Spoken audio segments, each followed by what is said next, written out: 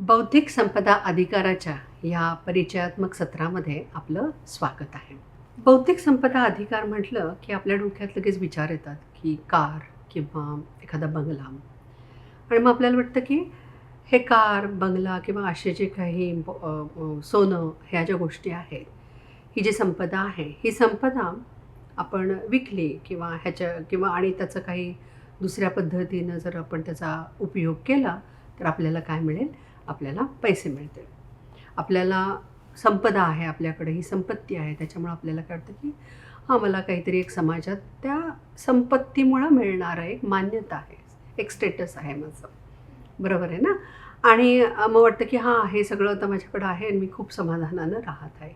म्हणजे एक संपत्ती आपण जर बघितलं, तर ही संपत्ती आपल्याला एक समाधान देते आहे. एक आपल्याला त्याच्यामुळं आपण एक मान्यता घेऊन आपल्याला वाटतं की आपल्याला मान्यता मिळते, समाधान मिळतं. पण आज आपण जी गोष्ट करतो आहे संपदा या बाबतीमध्ये, तर आज आपण बौद्धिक संपदा अधिकार म्हणजे काय बघतोय. आता 3 शब्द आले ह्याच्यामध्ये. काय? बौद्धिक, संपदा आणि अधिकार. बरोबर आहे? आणि बौद्धिक म्हटलं की ह्या बुद्धीच्या जोरावर आपण काहीतरी मिळवतोय आणि ती मिळवलेली संपत्ती म्हणजे काय?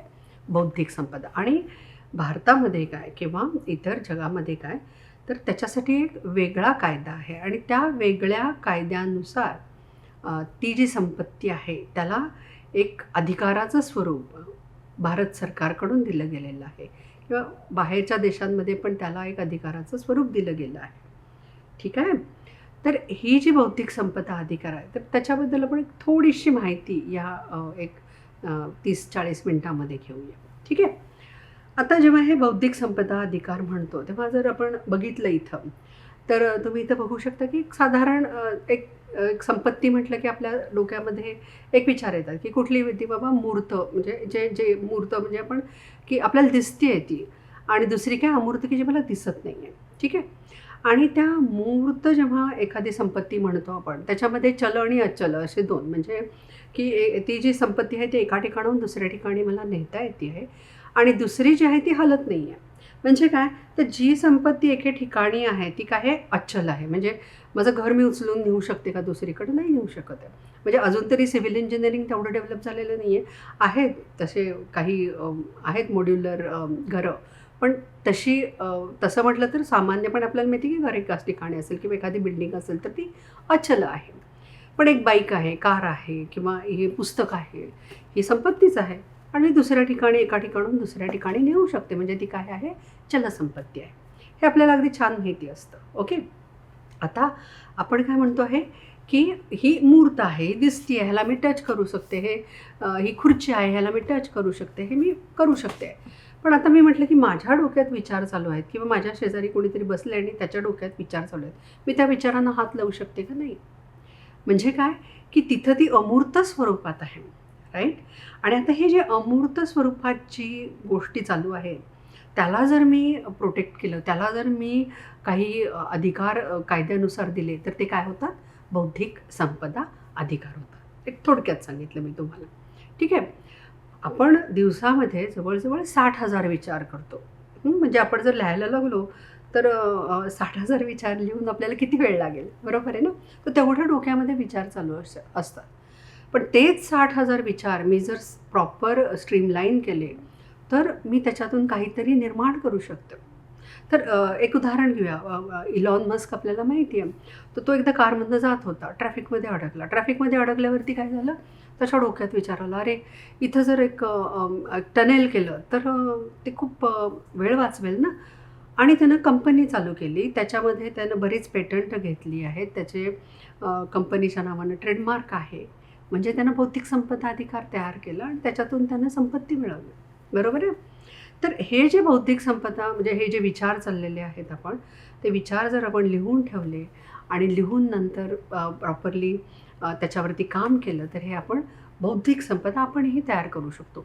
आणि असं नाही आहे की हे बौद्धिक संपदा फक्त मोठ्या-मोठ्या कंपनीत बसलेले अधिकारीच करू शकतात, तर ते तुम्हीही करू शकता.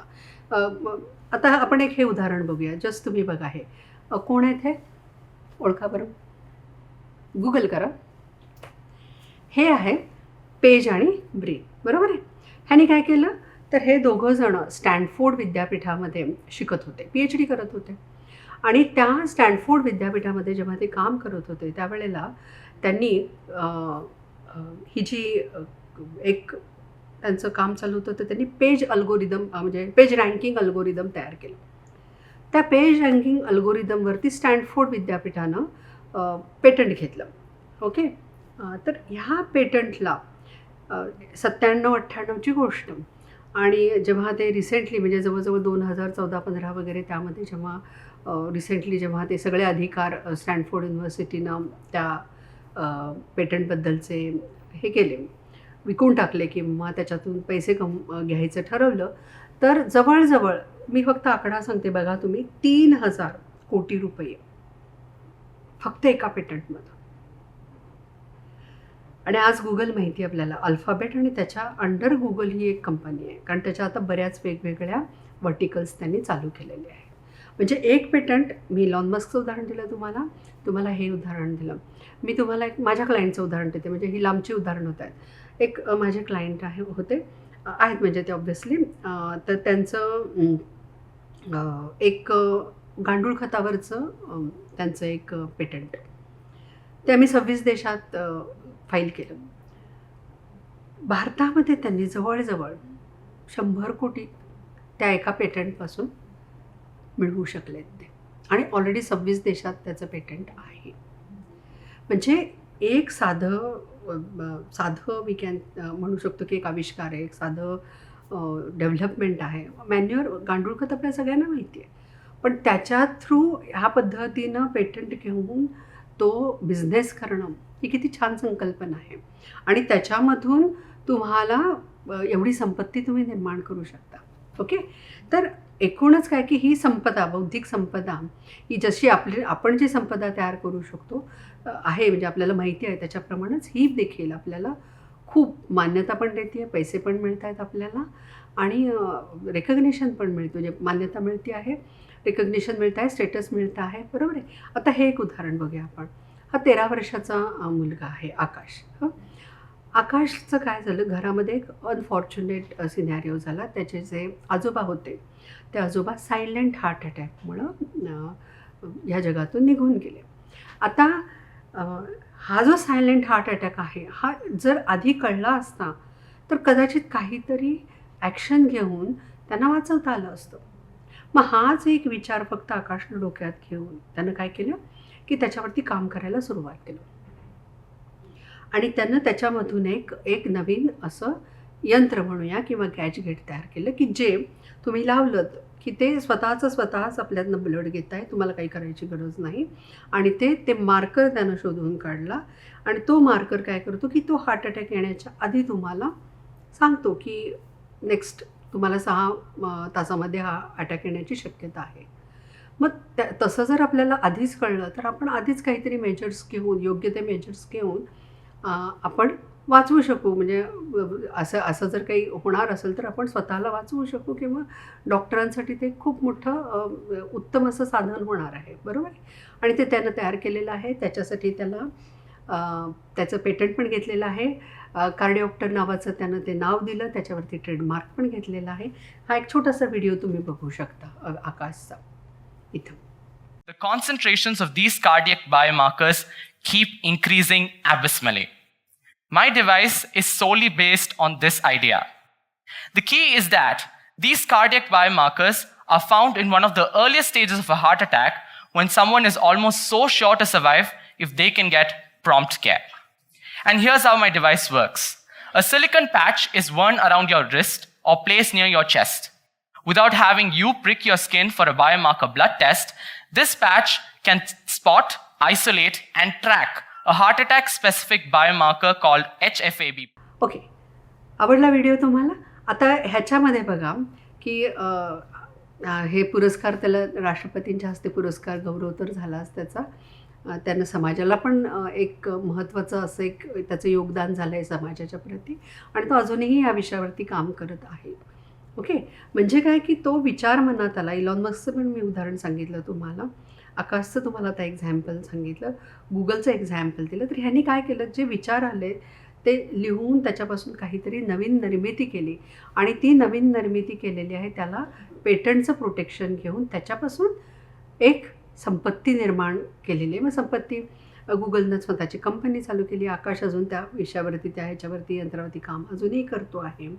ओके, म्हणजे किंवा मी जे तुम्हाला माझ्या एका क्लायंटचं उदाहरण दिलं तर त्यांनी ऑलरेडी ते यंत्र करून बाजारातून ते अवेलेबल करून त्याच्यामधून संपत्ती निर्माण केलेली आहे. बरोबर, म्हणजे हे जे बौद्धिक संपदा अधिकार आहेत ते तुम्हाला काय करते की संपत्ती मिळवण्यासाठी नक्कीच मदत करत आहेत. ठीक आहे, मग एक छोटंसं तुम्ही काम कराल. आता काय कराल, वही पेन घ्या आणि बौद्धिक संपदा अधिकार म्हणजे काय, तर तुम्ही बघितलं नाही तर एक छोटं तुमच्याकडे चॅटबॉक्स आहे, खाली कॉमेंट बॉक्स आहे, कॉमेंट बॉक्समध्ये लिहा की बौद्धिक संपदा अधिकार म्हणजे काय, तुम्हाला नक्की काय कळलं बौद्धिक संपदा अधिकार म्हणजे काय. आत्ताच्या डिस्कशनवरनं गुगल, टेस्ला, मूर्त अमूर्त प्रॉपर्टीचे प्रकार हे जे आपण आत्ता बघितलं ह्याच्यामधून तुम्हाला काय कळलं की बौद्धिक संपदा अधिकार म्हणजे काय. जस्ट टेक अ पॉज आणि तुम्ही ते लिहून काढा. ठीक आहे, आता आपण थोडंसं पुढं जाऊया की जेव्हा मी बौद्धिक संपदा अधिकार म्हणते तेव्हा बौद्धिक संपदा अधिकाराचे काही प्रकार आपल्याला बघायला पाहिजे. तर त्याचे 8 प्रकार आहेत. कुठले 8 प्रकार आहेत, पेटंट बघू शकता तुम्ही इथं, ट्रेडमार्क, आर साईन तुम्ही बघितलेले आहेत बऱ्याच वेळेला, इंडस्ट्रियल डिझाईन किंवा औद्योगिक डिझाईन, सिक्रेट रहस्य, व्यापारीय रहस्य, भौगोलिक संकेत, semiconductor integrated circuit layout design म्हणजे ते जे मोबाईल किंवा तुम्ही एखादं इलेक्ट्रॉनिक गॅजेट ओपन करता तेव्हा त्याच्यामध्ये जे एक सर्किटरी डिझाईन असतं ते पण आपण प्रोटेक्ट करू शकतो, त्याच्यासाठी वेगळा कायदा आहे. त्याच्यानंतर आपले जे शेतकरी आहेत ते नवीन व्हरायटी म्हणजे नवीन धान्याच्या किंवा ते जे काही शेतामध्ये उगवतात त्या कुठल्याही गोष्टीमध्ये ते एक काहीतरी प्रोसेस फॉलो करत असतात. तर त्याच्यामधून नवीन निर्मिती ते करत असतात, नवीन बीज निर्मिती होत असते. कारण ते आत्ता समजा हे धान्य झालं की ते चांगली बीज ठेवून पुढच्या वेळेला ते वापरतात. आपण थोडं बघूया नंतर त्याच्यावरती डिटेल. मग तो जो प्रकार आहे शेतकऱ्यांचे काय अधिकार आहेत किंवा प्लॅन्ट ब्रीडर्स जे आहेत ते काय जे नवीन निर्मिती करतात त्यांना देखील एक वेगळा कायदा आहे त्यांचे अधिकार जपण्यासाठी. आणि कॉपीराईट म्हणजे काय, आता तुम्ही आपण मूव्ही बघतो, पुस्तकं आहेत किंवा फोटोग्राफी आहे, आपण त्याच्याबद्दल बोलूया. तर या संदर्भात कॉपीराईट म्हणून आहे. तर आपण काय करूया, आता या प्रत्येक विषयावर थोडी माहिती घेऊया. तर आता आपण पेटंट जर म्हटलं तर पेटंट म्हणजे काय, नवीन आविष्कार जो आपण तयार करतो. म्हणजे आपण आकाशचं उदाहरण बघितलं किंवा गुगलचं उदाहरण बघितलं किंवा मी तुम्हाला गांडूळ खताबद्दल एक सांगितलं. तसं तुम्हीही आत्ता काहीतरी प्रोजेक्ट करत असाल, तुमच्याही ह्याच्यातून तुमचंही एम असेल की मी आता हा एक प्रॉब्लेम आहे आणि ह्याला मी सोल्युशन काढणार आहे आणि तुम्ही ते काम करत असाल, तर ते जे काही तुम्ही एक यंत्र तयार कराल किंवा काही एक नवीन प्रोसेस शोधून काढाल तर ती तुम्ही काय करू शकता, पेटंटनं प्रोटेक्ट करू शकता. मग त्याचा फायदा काय होणार आहे की एकदा प्रोटेक्ट केलं की तुम्हाला त्याचा अधिकार 20 वर्ष मिळतो आणि 20 वर्ष ते कुणीही तुमच्या परवानगीशिवाय वापरू शकत नाही. आपण पेटंटबद्दल थोडी आणि माहिती थोड्या वेळानं आणि डिटेलमध्ये माहिती घेऊया. पण तुम्हाला थोडक्यात सांगायचं म्हणजे काय की नवीन मी काही इनोव्हेशन नवीन काहीतरी मी आविष्कार केला तर तो मी पेटंट ह्या प्रकारानं प्रोटेक्ट करू शकतो. ठीक आहे, आता दुसरा प्रकार कुठला, ट्रेडमार्क. आता ट्रेडमार्कबद्दल मी काय करते, 2-4 शब्द बोलते किंवा 2-4 एक लेटर बोलते. तुम्ही बघा तुमच्या डोळ्यासमोर काय येतं ते. 007 बाटा, बरोबरची खूण, 3 स्ट्राइप्स, रिलायन्स. म्हणजे मी जेव्हा ह्या गोष्टी बोलले तेव्हा 3 लाईन्स म्हटल्या तुमच्या डोक्यात लगेच आधी 10 आलं. मी बरोबरची खूण केल्याबरोबर तुम्ही म्हटलं तो नाईकी, बरोबर आहे. किंवा मी जेव्हा बाटा म्हटलं तेव्हा लगेच एखादं तुम्हाला फुटवेअरचं दुकान समोर आलं असेल डोळ्यात. रिलायन्स म्हटलं असेल तर कोणाला मुकेश अंबानी आठवले असतील, कोणाला ते बिग मॅरेज आठवलं असेल किंवा कोणी म्हटलं असेल ओ रिलायन्स फ्रेश, बरोबर आहे. म्हणजे एक शब्द दिल्यानंतर तुमच्या डोक्यात काही गोष्टी येऊन गेल्या. काय आहे ते, तर तो ट्रेडमार्क आहे की त्या एका कंपनीबद्दलची माहिती तुम्हाला एका शब्दानं मिळते. किंवा 007 म्हटल्यावरती तुम्हाला विशिष्ट व्यक्ती डोळ्यासमोर आली, बरोबर आहे. म्हणजे काय होतं की हे जे एक शब्द, एक लेटर, एक मार्क फक्त एका मोठ्या कंपनीबद्दल बोलतो, किती एका ह्याच्यातनं मेसेज सुंदर जातो आहे. तर तो जो आहे तो जो मार्क आहे तो व्यापाराला दर्शवतो आहे, म्हणून त्याला काय म्हणतात, ट्रेडमार्क. बरोबर आहे. आणि आरची खूण, TMची खूण तर आपण बऱ्याच वेळेला बघितलेली असते. आता आपण थोडंसं पुढं जाऊया. पुढचा प्रकार म्हणजे आता हा बघू शकता इथं तुम्ही, कॉपीराईट. कॉपीराईट आपल्याला सगळ्यांना खूप, आपण फार जवळचे आहोत कॉपीराईटच्या संदर्भात, एस्पेशली जर आपण टीचिंगमध्ये आहोत किंवा आपण स्टुडंट आहोत. तुम्ही तुमच्या ॲन्सर शीट लिहिता ना, ते पण तुमचे कॉपीराईट असतं. बरोबर आहे. किंवा आपण एखादी मूव्ही बघतो, ते कॉपीराइटेड असते. फोटोग्राफ कॉपीराईट आहे. एखादं शिल्प तयार केलेलं आहे, एखादं पेंटिंग तयार केलेलं आहे, एखादा मॅप आहे, नकाशा आहे, हां, एखादं छान असं आर्किटेक्चरल वर्क आहे. म्हणजे ह्या ज्या गोष्टी आहेत, म्हणजे समजा आता हे पुस्तक घेतलं मी, तर हे पुस्तकाच्याबद्दल कॉपीराईट येत आहे. तर ह्या गोष्टी काय करता आहेत की तुम्हाला काही अधिकार देत आहेत. ठीक आहे. तर हे कॉपीराईटचे अधिकार तुम्हाला मिळत आहेत. आपण त्याच्याबद्दल थोडं पुढच्या एखाद्या सेशनमध्ये बघू. पण आपल्याला हे समजून घेतलं पाहिजे की हा कॉपीराईट हा जो एक आहे तो बौद्धिक संपदा अधिकाराचा एक प्रकार आहे. ठीक आहे. पुढं जाऊ आपण आता. पुढचं काय आहे तर आपण हे बघू शकता इथं की किती छान डिझाईन्स आहेत ना ह्या कारच्या डिझाईन्स. किंवा तुम्ही बघा एखाद्या मॉलमध्ये जाता, अगदी बिलिंग काउंटरच्या समोर आलेले असता आणि तिथं काहीतरी ठेवलेलं असतं आणि मग तुम्हाला वाटतं अरे घेऊया आपण. हे जे घेऊया असं का वाटतं तर ते बाहेरून बघितलं, कधी कधी ते जरुरी नसतं आपल्याला, पण ते त्याचं ॲपिअरन्स बघून आपल्याला वाटतं की त्याचे बाकी काहीचे म्हणजे त्याची स्वस्त असेल किंवा हेही कारणं असतात. पण आपल्याला काही बऱ्याच वेळेला काय होतं तर त्याचे जे कसं दिसतं आहे ते आपल्या डोळ्यांना कसं दिसतं आहे.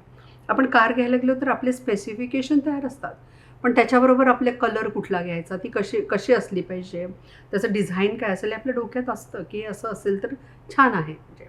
बरोबर आहे. मग हे जे आपण बघतो तर हे त्याला म्हणजे काय झालं, त्या डिझाईनला एक औद्योगिकीच्या दृष्टीने एक महत्त्व आहे. तर ते जे आहे त्याला काय म्हणतात, औद्योगिक डिझाईन. हां, म्हणजे समजा आता ही चेअर आहे, या चेअरचं एक डिझाईन आहे. तुम्ही दुकानात गेल्यानंतर भरपूर TV असतात तिथं, किंवा त्या दुकानात गेल्यानंतर एखादं भरपूर मोबाईल्स असतात किंवा भरपूर फॅन असतात. मग तुम्ही एखादी वस्तू घेताना काहीतरी क्रायटेरिया लावलेले असतात, स्पेसिफिकेशन्स असतात तुमचे, आणि त्याच्यामध्ये तुमचा एक क्रायटेरिया कलर, ते दिसतं कसं आहे, हा एक असतोच. हे काय आहे म्हणजे तर ते जे आहे ते इंडस्ट्रियल किंवा औद्योगिकी डिझाईन असतं. ठीक आहे. म्हणजे 4 गोष्टी झाल्या आत्तापर्यंत बघा. पेटंट एक आविष्कार आहे. दुसरं ट्रेडमार्क. ट्रेडमार्कचं तुम्हाला मी अनेक दाखवते. आता ही इथं मदर डेअरी म्हणून लिहिलेलं आहे. बरोबर आहे. आता हे मदर डेअरी किंवा तुम्ही चितळे हे जे लिहिलेलं आहे हे काय आहे, हे ट्रेडमार्क्स आहेत. बरोबर आहे. किंवा त्याच्यानंतर तुम्ही बजाज, फिलिप्स हे सगळे काय आहेत, ट्रेडमार्क, की हे काय करतायत, एका व्यापारीचं व्यापाराबद्दल माहिती देत आहेत, ते ट्रेडमार्क. नंतर आपण कॉपीराईटबद्दल बघितलं मी तुम्हाला. Books, drama, movie, architectural world हे सगळ्या ज्या गोष्टी आहेत, पेंटिंग, या सगळ्या काय आहेत तर कॉपीराईटमध्ये येतात. नंतर आपण काय बघितलं, इंडस्ट्रियल डिझाईन. बरोबर आहे. म्हणजे काय की आपल्या डोळ्यांना ती वस्तू कशी दिसती आहे, त्याचा शेप, त्याचा साईज, त्याचा कलर, त्याचा पॅटर्न, हे जे सगळं आहे हे आपण काय करतो, इंडस्ट्रियल डिझाईन, औद्योगिकी डिझाईननं प्रोटेक्ट करता येतं. आता पुढं, आता हे जी तर तुम्ही उदाहरण बघितली तर ही काय आहे की काहीतरी भौगोलिक सांकेतिक असे ते स्पेसिफिक अशा गोष्टी आहेत. म्हणजे बघा आता म्हैसूर चंदन, अगरबत्ती, लगेच आपण कर्नाटकात गेलो, किंवा आता तुम्ही हापूस आंबा, रत्नागिरीत गेलो आपण लगेच, किंवा तिरुपती लड्डू म्हटलं तर तिरुपतीत गेलो, पश्मिना शॉल, काश्मीर. बरोबर आहे.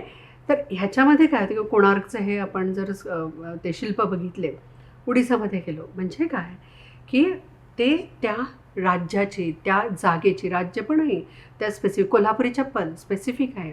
बरोबर आहे. म्हणजे आपण त्या जागेवरती जाऊन बसतो, त्या जागेची ती स्पेशालिटी आहे. तर ते जी स्पेशल, म्हणजे हापूस आंबा आपण तुम्ही इकडं महाराष्ट्रातला घेऊन रत्नागिरीतला नेऊन मुंबईत पण लावला तरी आंब्याची चव काही ती येऊ शकत नाही. बरोबर आहे की नाही. म्हणजे काय झालं की तिथलं ते जे हवामान आहे, तिथली माती आहे, बरोबर आहे, या सगळ्याचा परिणाम म्हणून ती एक स्पेसिफिक कॅरेक्टरिस्टिक त्या पदार्थाला, त्या गोष्टीला मिळालेली आहे. तर त्याच्या संदर्भात आपण जे प्रोटेक्शन करू शकतो त्याला काय म्हणायचं, भौगोलिक संकेत. आणि ते तुम्ही बौद्धिक संपदा अधिकाराच्या मध्ये तो एक प्रकार आहे. ठीक आहे. आता आपण आणि नेक्स्ट पुढे जाऊया. तर नेक्स्ट म्हणजे हे सेमीकंडक्टर. तर आपल्याला माहिती आहे की सेमीकंडक्टरवरती भारतानं खूप त्याच्यावरती आत्ता इन्व्हेस्टमेंट केलेली आहे आणि तैवान तर त्याच्यामध्ये अग्रेसर आहे. तर ह्याच्यामध्ये काय होतं आहे की ह्याच्यामध्ये जे चिप डिझाईन्स आहेत तर त्याचे जे डिझाईन्स आहेत ते स्पेसिफिक आहेत. त्याच्या प्रोटेक्शनसाठी एक वेगळा कायदा आहे आणि तो कायदा म्हणजे बौद्धिक संपदा अधिकाराच्या अंतर्गत येतो. बरोबर आहे. टेक्सास इन्स्ट्रुमेंट घ्या किंवा हे जे आपले कुठलेही गॅजेट तयार करणाऱ्या कंपन्या घ्या, यांच्यामध्ये चिप्स असतातच आणि ह्या चिप्सचं डिझाईन तुम्ही प्रोटेक्ट करतायत. सेमीकंडक्टरचं डिझाईन आपण प्रोटेक्ट करतो आहे. ठीक आहे. तर हा आहे semiconductor integrated circuit layout design. म्हणजेच तो जो सेमीकंडक्टरच्या रिलेटेडचं जे डिझाईन आहे ते तुम्ही प्रोटेक्ट करून त्याच्यावरती तुमचे अधिकार घेता. आता हे नेक्स्ट बघू शकता तुम्ही काय की रहस्य, व्यापारीय रहस्य. बरोबर आहे. हे जे व्यापारीय रहस्य आहे हे काय आहे, सिक्रेट तर सगळ्यांच्याकडं असतं, पण हे व्यापारीय रहस्य, कारण ह्याच्यामुळे त्या व्यापाराला महत्त्व मिळतं. म्हणजे कसं, उदाहरण दिलं की कोका कोलाची एक स्टोरी तुम्ही नेहमी ऐकलेली असेल. ते काय सांगतात, आम्ही 4 भाऊ एका विमानातनं कधीही प्रवास करत नाही, कारण आमच्या 4 जणांनाच हा फॉर्म्युला माहिती आहे कोका कोलाचा. ठीक आहे. आता त्याच्याबद्दल आपण डिटेलमध्ये नको जायला, पण ही जी एक आहे किंवा तुम्हाला माहिती आहे की एखादी रेसिपी असते की ती रेसिपी तिथंच, म्हणजे बेडेकरांची मिसळ म्हटली आपण की आपल्याला माहिती आहे की अरे हां, बेडेकर मिसळ, सुजाता मस्तानी, म्हणजे ती स्पेसिफिक आहे, हे आपल्याला माहिती आहे. बरोबर आहे. चितळ्यांची बाकरवडी, मग हे जे काही आहे तर ती जी रेसिपी आहे, बरोबर आहे, तर त्याचं रहस्य जे आहे तर ते जे आहे ते जे प्रोटेक्ट केलेलं असतं ते काय असतं, सिक्रेट असतं, ते आपल्याला माहीत नाही. बरोबर आहे. किंवा एखादी मोठी कंपनी आहे, आता गुगल आहे, उबर आहे, ते ड्रायव्हरलेस कारवरती त्यांचा प्रयोग चाललेले आहेत. बरोबर आहे. तर मग ते जे त्याचे जे वेगवेगळे काही जे त्याच्यामध्ये निर्माण करत आहेत ते फक्त त्यांच्या ठराविक लोकांनाच माहिती आहेत, त्याची माहिती सगळ्यांना नाही आहे. मग ते एक व्यापारीय रहस्य आहे. किंवा एखादी बँक असते, त्यांचे कस्टमर असतात, त्या कस्टमरची जी लिस्ट असते ती फक्त त्या बँकेलाच माहिती आहे, ती आणि कोणाला माहिती नाही आहे. म्हणजे ते काय, एक व्यापारीय रहस्य आहे. ठीक आहे. तर हे जे व्यापारीय रहस्य आहे, ट्रेड रिलेटेड जे सिक्रेट आहे, तर तो एक बौद्धिक संपदा अधिकाराचा एक वेगळा प्रकार आहे. ठीक आहे.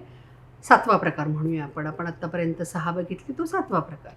आता आणि पुढं जाऊन आपण पुढचा आणि एक प्रकार बघूया. म्हणजे कुठला आहे, तर तो जो आहे तुम्ही बघू शकता इथं की काय आहे की शेतकरी काय करतात, आपल्याला माहिती आहे की आज आता धान्य एक ते लावतात, काहीतरी बाबा ज्वारी लावली आहे किंवा ऊस लावलेला आहे, सीझन संपला, ते काढून घेतलं धान्य, आणि आता ते नवीन त्याचे काय करतात, ते चांगले जे सीड्स आहेत, शेंगदाणा असेल किंवा ज्वारी असेल, ते चांगले जे त्याचे जे सीड्स असतात, बीज असतं, ते बीज ते ठेवून देतात. कशासाठी ठेवतात की हां, मी एवढं आता पुढच्या नेक्स्ट सीझनमध्ये आता ते मी लावणार. मग हे त्यांचं कंटिन्युअस चालू, वर्षानुवर्ष ते करत असतात की बेस्ट बेस्ट बेस्ट बेस्ट, वर्षानुवर्ष ते घेत राहतात. आणि ह्या प्रोसेसमध्ये काय होतं की एक नवीन व्हरायटी तयार होती, कारण नेचर परत त्याच्यावरती काम करत असतं, हो की नाही. आणि मग ते जी नवीन व्हरायटी होती त्याला तुम्ही ती जर नवीन व्हरायटी अतिशय छान उत्पादन मिळतं आहे, कमी वेळात मिळतं आहे, आणि बाकीचे ते काही त्याचे काही महत्त्वाचे असे कॅरेक्टरिस्टिक्स जर त्याच्यामध्ये असतील, तर त्याच्यासाठी एक सेपरेट कायदा आहे. त्याला म्हणतात की शेतकऱ्यांसाठीचा तो कायदा आहे की शेतकऱ्यांचे अधिकार त्या कायद्यानं प्रोटेक्ट होतात. तो एक बौद्धिक संपदा अधिकाराचा 8वा प्रकार आहे. ठीक आहे. तसंच हे प्लांट ब्रीडर्स असतात, म्हणजे बॉटनिस्ट घ्या किंवा हे जे प्लांट ब्रीडर एस्पेशली जे काही ज्या झाडं आहेत किंवा वनस्पती आहेत त्यांच्यावरती काम करतात. आणि नवीन आता गुलाबाच्या आपल्याला किती व्हरायटी मिळतात वेगवेगळ्या, 10,000 व्हरायटी गुलाबाच्या. किंवा आपण बाजारात जातो आणि आपल्याला ते सिमला मिरची आहे ती येलो मिळते आहे, लाल मिळते आहे. बरोबर आहे. मग हे का शक्य आहे, किंवा वेगवेगळ्या आकारावरती कलिंगड मिळतं आहे, असं हो ना, आपण बघतो ते व्हिडिओज वेगवेगळे, किंवा बाजारात गेल्यावरती तुम्हाला दिसत आहेत हे वेगवेगळे प्रकार. तर हे जे आहेत प्रकार ते काय आहेत नक्की, तर एखाद्या सायंटिस्टनं, एखाद्या शास्त्रज्ञानं प्रयोगशाळेमध्ये प्रयोग करून नवीन तयार केलेली जी व्हरायटी आहे, राईट. काही व्हरायटीज आता बघा की बाबा पाणी कमी आहे अशा ठिकाणी वाढतील, असे काही क्रॉप तयार करायचे, म्हणजे ह्या गोष्टी ज्या तयार केल्या जातात. किंवा काहीतरी टोळधाड येते आहे, तर टोळधाडीपासून वाचवण्यासाठी नवीन गव्हाची नवीन व्हरायटी तयार केली गेली. मग ही नवीन व्हरायटी, मेहनत आहे ना त्याच्यामध्ये, मग ती प्रोटेक्ट करायची. तर त्याच्यासाठी वेगळा अधिकार आहे. That is a plant breeders आणि फार्मर्स राईट म्हणून एक वेगळा अधिकार आहे. म्हणजे टोटल आपण काय बघितले, 8 हे बौद्धिक संपदा अधिकार बघितले. कुठले कुठले? पेटंट आविष्कारांसाठी आहे, इन्व्हेन्शन इनोव्हेशन. कॉपीराईट एक्सप्रेशनसाठी आहे. ट्रेडमार्क हे एकच शब्द आहे की जे आयडेंटिटी आहे, बरोबर आहे. त्याच्यानंतर चौथा प्रकार जो आपण बघितला तो इंडस्ट्रियल डिझाईन. आपल्या डोळ्याला जे छान म्हणजे त्या वस्तूचं जे बाह्य स्वरूप दिसतं आहे त्याच्यासाठी वेगळा अधिकार दिला गेला आहे. त्याच्यानंतर काय आहे की भौगोलिक संकेत आपण बघितले, बरोबर आहे. पश्मिना शॉल किंवा कोल्हापुरी चप्पल वगैरे. त्याच्यानंतर semiconductor integrated circuit layout design म्हणजे त्या सेमीकंडक्टरचे जे डिझाईन आहे त्याच्यासाठी अधिकार दिलेले आहेत वेगळे. 7वा प्रकार मी म्हटलं व्यापार्य रहस्य, बरोबर आहे. आणि 8वा प्रकार म्हणजे हे शेतकऱ्यांचे अधिकार किंवा हे ब्रीडर्सचे अधिकार आहेत ते. म्हणजे वेगवेगळ्या पद्धतीचे आविष्कार आहेत. हे जे विचार आहेत डोक्यामधून जे वेगवेगळे बुद्धीतून निर्माण होत आहेत त्याचे वेगवेगळे 8 प्रकार आहेत. आणि ते 8 प्रकार असल्यामुळं त्याला वेगवेगळे 8 प्रकारांनी ते प्रोटेक्ट करण्यासाठी आपल्याकडं 8 प्रकार आहेत. त्यातल्या ह्या 7 प्रकारांसाठी आपल्याकडं कायदे आहेत. कायद्यानं ती व्यवस्था केली आहे. फक्त व्यापारी रहस्यासाठी आपल्याकडं कायदा नाही आहे, पण कॉन्ट्रॅक्ट ॲक्ट जे म्हणतो आपण, बरोबर आहे, तर त्याच्या थ्रू आपण ते रहस्य प्रोटेक्ट करू शकतो. ठीक आहे. मला वाटतं आत्ता ह्या इंट्रोडक्शनमध्ये एवढं गुड इनफ आहे. ठीक आहे. एवढं बास आपल्याला अधिकार करण्यापुरतं. आता एक छोटंसं व्हिडिओ बघूया आपण. ही विशालिनी जी आहे ही जी आहे हिनं काय केलं माहिती आहे, जेव्हा पूर आलेला होता त्या पुरामध्ये तिला लक्षात आलं की काहीतरी उपाय केला पाहिजे ह्याच्यासाठी. म्हणून तिनं काय केलं, एक स्वयंचलित असं जीव वाचवणारं असं घर तयार केलं. 7 वर्षाची मुलगी आहे, 7 वर्षाची, बरोबर आहे. आकाश 13 वर्षाचा आणि ही 7 वर्षाची मुलगी. हिनं हे घर तयार केलं. आणि हा व्हिडिओ तुम्ही बघा. पण तिला पण राष्ट्रपतींच्याकडनं पुरस्कार मिळालेला आहे. तिनेही हे पेटंट घेतलेलं आहे. बघा हा व्हिडिओ, म्हणजे तुम्हाला आवडेल.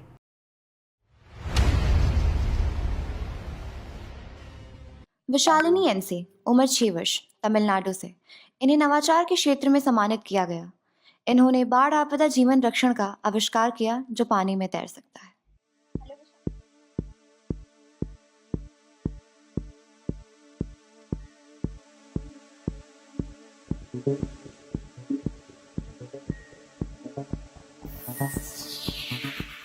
ठीक आहे. आता आपण थोडंसं पुढं जाऊ. म्हणजे ह्या दोघांचं किंवा आधीचे जे उदाहरण दिलं ह्याच्यामध्ये काय केलं, विचार लिहून काढले, स्ट्रीमलाईन केले, निर्मिती केली आणि ह्या बौद्धिक अधिकारापैकी जो योग्य आहे त्याचा उपयोग करून, आता ह्या दोघांचं तर पेटंटच आहे, तर आपल्याला माहीत नाही आपण काय निर्मिती करू शकतो. म्हणजे प्रत्येकाचं वेगवेगळी कपॅसिटी आहे त्याप्रमाणे निर्मिती होणार. आपल्याला तर 8 प्रकार माहिती आहेत, ते यूज करून ते प्रोटेक्ट केलं की आपण काय करणार आहे, बौद्धिक संपदा अधिकार स्वतःचे निर्माण करणार आहोत. मग आता एक छोटंसं क्विज, एक छोटासा ब्रेक घ्या आणि काय करा की हे जे 8 प्रकार आपण आता बघितले, आता पहिल्यांदा आपल्याला कळलं आता बौद्धिक संपदा म्हणजे काय. आता आपण काय करणार, त्याचे 8 प्रकार कोणते आहेत खाली कॉमेंट बॉक्समध्ये पटापट लिहून काढा. ठीक आहे. म्हणजे तुम्हाला पण लक्षात येईल की अरे हे 8 प्रकार आहेत. आणि जेव्हा आता तुम्ही काम कराल तेव्हा बघायचं की अरे हे कुठले प्रकार कुठं आहेत म्हणून. म्हणजे आपण सकाळी उठल्यापासून बघा, म्हणजे कोलगेट वापरतो, म्हणजे कोलगेट ब्रश आहे, तो ट्रेडमार्क आहे, बरोबर आहे. असं तुम्ही जर बघितलं तुमच्या लक्षात येईल की अरे आपण अगदी IP च्या जवळ आहोत. बौद्धिक संपदा अधिकार आपण कुणाचे तरी वापरतो आहोत, तर आपण पण निर्माण करायला हरकत नाही ना. म्हणजे तर तुम्ही थोडासा विचार करा त्याच्यावरती. ठीक आहे. तर लिहून काढलं, छोटासा पॉज घ्या, नाही तर थांबा इथं. लक्षात आलं नसेल तर परत रिवाइंड करा आणि लिहून काढा. ठीक आहे. ओके. आता आपण पुढं जाऊया. पेटंटबद्दल थोडीशी माहिती करूया. आता हे पेटंट म्हणजे काय तुम्ही बघू शकता इथं. काय म्हणतं इथं की पेटंट म्हणजे शोधनिर्मिती करणारी जी व्यक्ती आहे. हां, म्हणजे आपण अगदी आपल्या ह्याच्यामध्ये म्हटलं की अरे मालक कोण आहे, आपण म्हणतो ना की अरे ह्या शेताचा मालक कोण आहे, बरोबर आहे की नाही. तसं की हे जो शोध करणार आहे त्या शोधकर्त्याला कशावरती काय करायला पाहिजे त्यांना, तर पूर्ण माहिती द्यायची. हा शोध कसा आहे, कसा केला, काय त्याच्यात स्टेप वापरला, काही जर टेम्परेचर स्पेसिफिक असेल, काही फॉर्म्युला असेल तर तो काय काय आहे त्याच्यामध्ये, सगळं द्यायचं. म्हणजे पूर्ण माहिती द्यायची. ही पूर्ण माहिती दिली की मग काय करतं भारत सरकार, ते शोध जो बनवणाऱ्याला आहे तो पूर्ण अधिकार देतो पेटंटचा. किती वर्षांसाठी?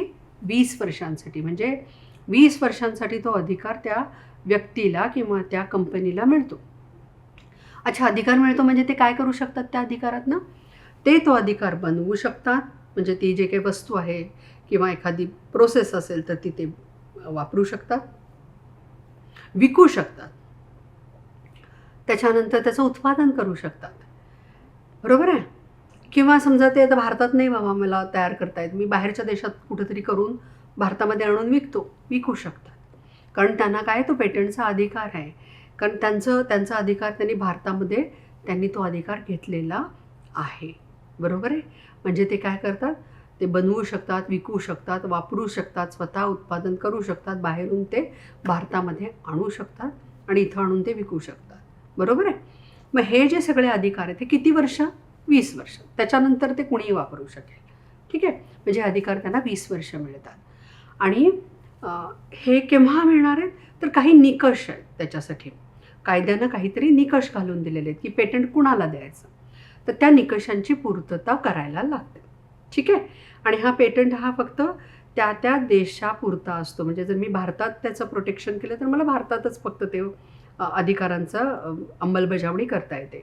मला जर US मध्ये करायचं असेल तर तिथल्या पेटंट ऑफिसमध्ये मला ते अधिकार घ्यायला लागेल. ते तिथं जाऊन घ्यायची गरज नसते, सगळं आजकाल ऑनलाईन होतं. ठीक आहे? आपण ते कधी नंतर पुढच्या ह्याच्यामध्ये डिटेल्समध्ये जाऊ.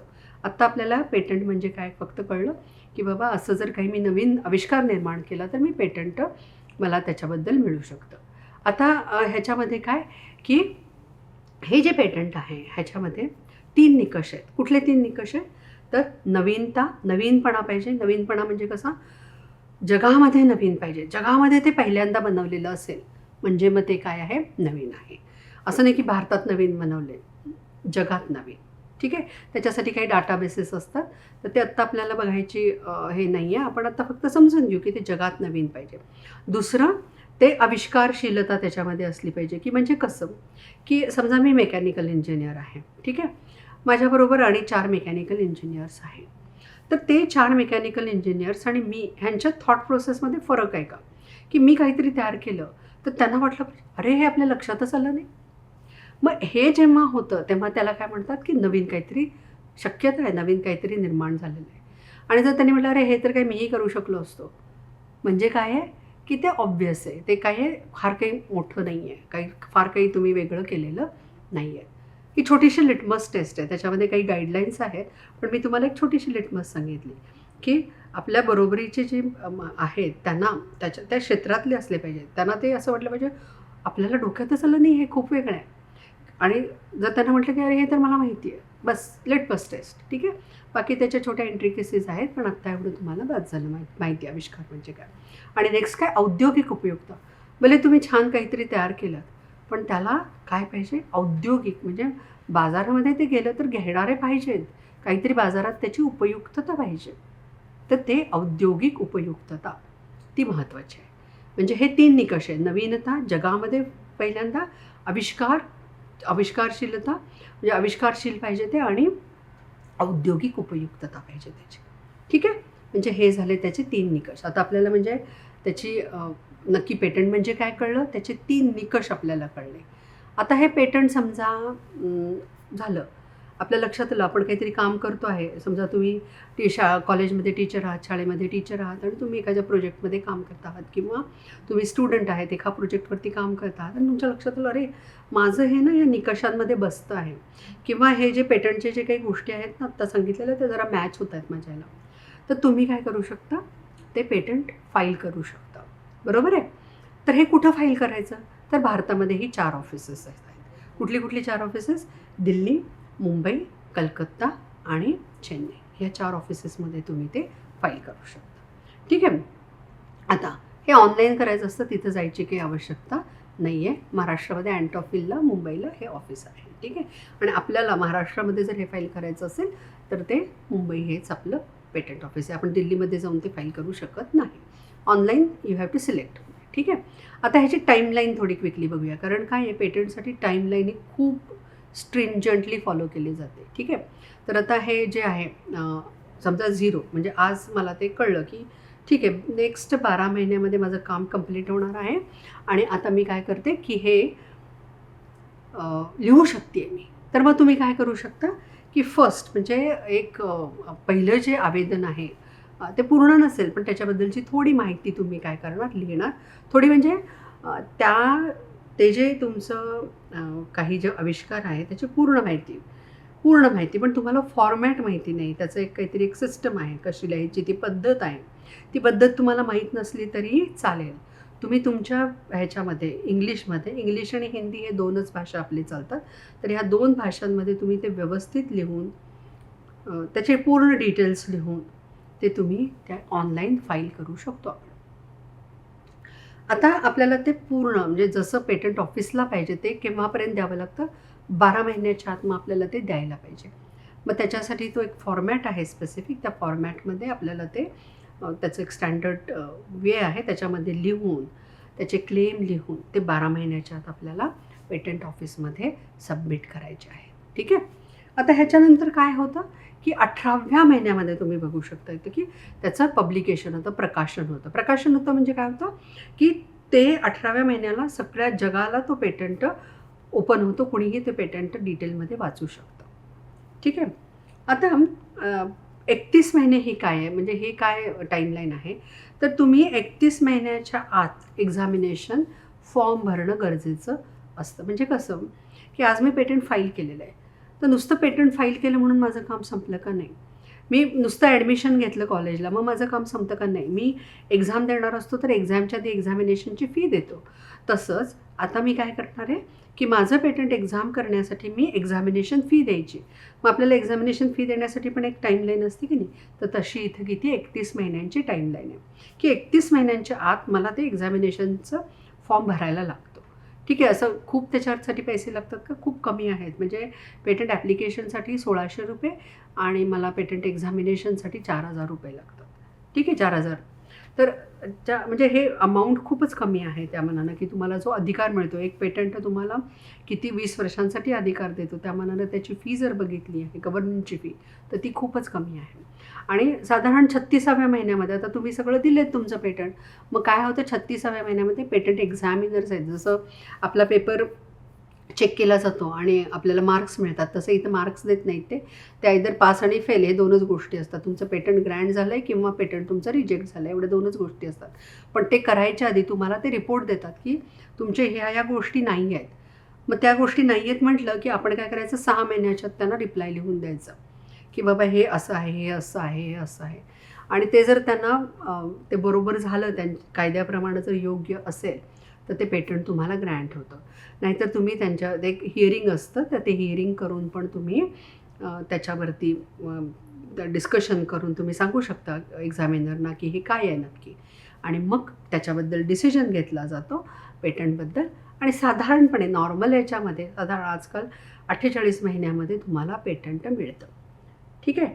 काही वेळेस तर म्हणजे आजकाल जे अर्ली पब्लिकेशन वगैरे आहे त्याच्यामध्ये 7 महिने फक्त 7 महिन्यामध्ये आपल्याला पेटंट ग्रँट होऊ शकतं. तर अशाही पेटंट ऑफिसच्या केसेस आहेत. ठीक आहे.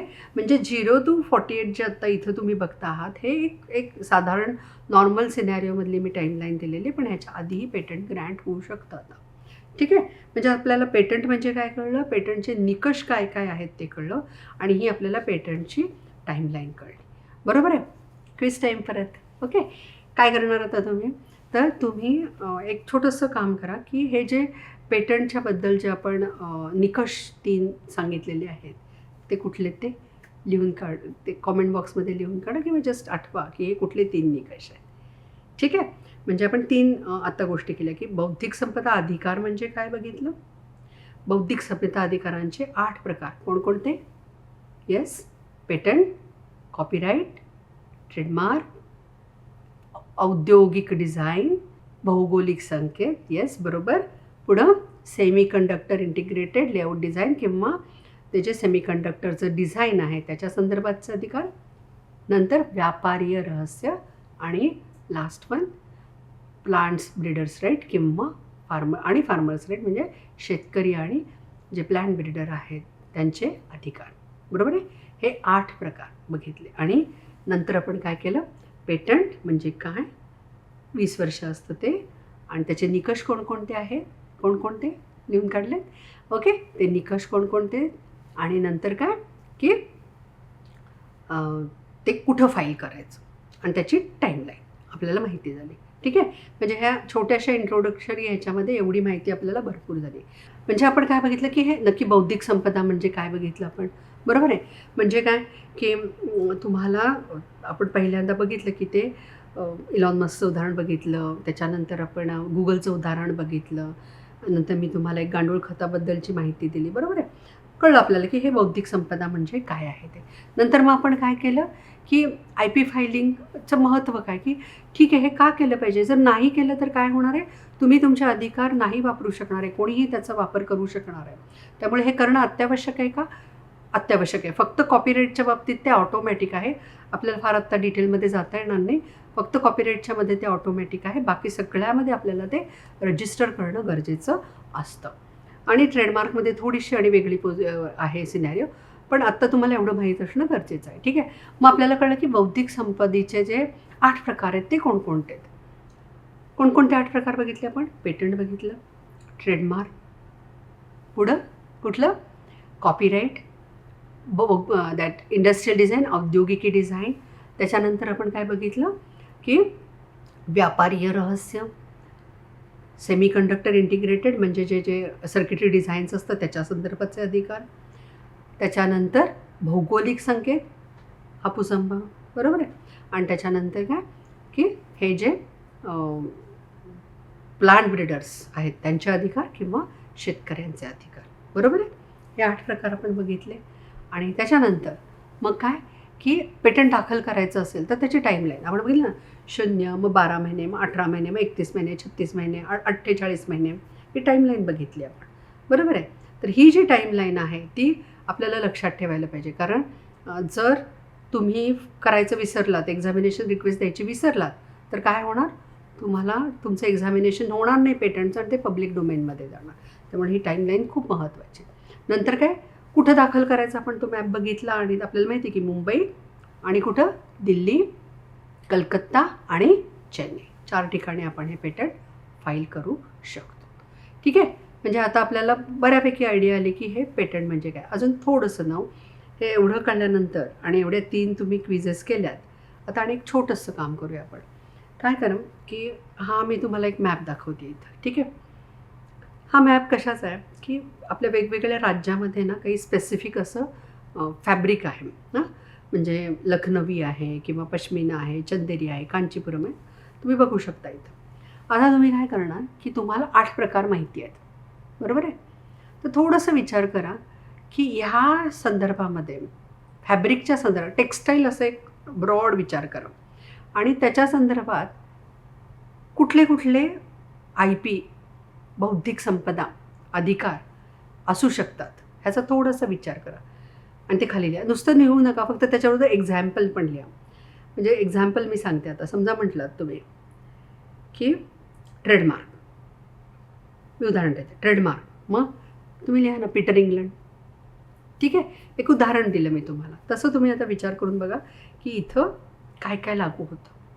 ठीक आहे, हा छोटासा एक्सरसाइज करा म्हणजे तुम्हाला थोडंसं आयडिया येईल व्यवस्थित. मग तुम्हाला लक्षात येईल की अरे खरंच प्रत्येक वस्तूवरती प्रत्येक IP 8 पैकी 4 ते 5 तरी IP तिथं आहेत म्हणून. ठीक आहे, मग थोडंसं हा एक प्रयत्न केला की या छोट्याशा वेळामध्ये थोडीशी तुम्हाला IPची बौद्धिक संपदा अधिकाराची माहिती देण्याचा प्रयत्न केला. तुम्ही बघा कसं काही तुम्हाला त्याच्यामध्ये काही क्वेरी येत आहेत का, काही शंका आहेत का, तुम्ही लिहू शकता, आम्हाला कॉन्टॅक्ट करू शकता आणि मग आपण त्याच्याबद्दल जास्त माहिती घेऊ शकू. ठीक आहे, पण तुमचे जे अधिकार आहेत, कारण तुम्ही आपण सर्व क्रिएटिव्ह असतो, आपण प्रत्येक वेळेला काहीतरी नवीन निर्मिती करत असतो. आपल्या निर्मितीप्रमाणे आपल्याला 8 प्रकारचे जे बौद्धिक संपदा अधिकारवरती कुठलं जे लागू होतं त्याचा उपयोग करून आपण आपली संपत्ती निर्माण करू शकतो आणि त्याचा नंतर योग्य तो विनियोग करू शकतो. ठीक आहे, तर मला वाटतं की हे तुम्हाला एवढं आत्ता गुड इनफ आहे बौद्धिक संपदा अधिकाराच्या बाबतीत. आणि पुढची माहिती आपण कधीतरी पुढं भेटू, त्यावेळेला ह्याच्याबद्दल माहिती घेऊ. आणि थँक्यू फॉर दिस. धन्यवाद.